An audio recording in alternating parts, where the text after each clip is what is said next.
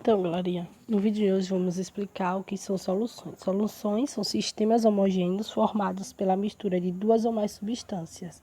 Essas soluções são constituídas a partir de dois componentes, que são o soluto e o solvente. O soluto é a parte que se dissolve e que se encontra em menor quantidade.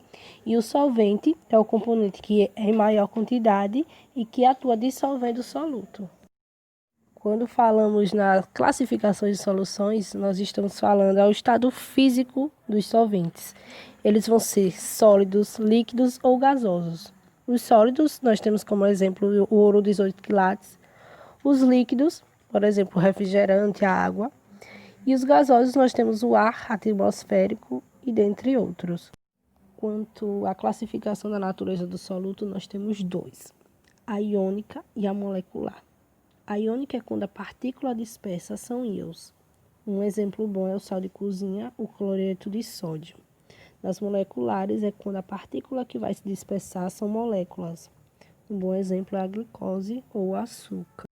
A concentração da solução acontece nos seguintes casos: a concentração comum, que é a relação entre a massa do soluto e o volume da solução; na densidade, que é a relação entre a massa e o volume da solução; o título em massa, que é a relação entre a massa do soluto e a massa da solução; o título em volume, que é a relação entre o volume do soluto e o volume da solução; o ppm, que é a relação de uma parte do soluto existente em 1 milhão de partes da solução; a concentração em mol por litro, que é a relação entre o número de mol do soluto e o volume da solução; a molaridade, que é a relação entre o número de mol do soluto e a massa do solvente; e a fração molar, que é a relação entre o número de mol do soluto ou do solvente e o número de mol da solução.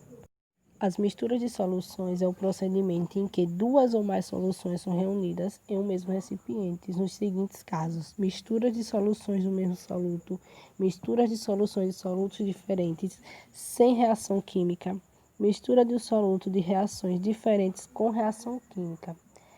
E sempre lembrando que a saturação de uma solução é classificada em insaturada, saturada e supersaturada.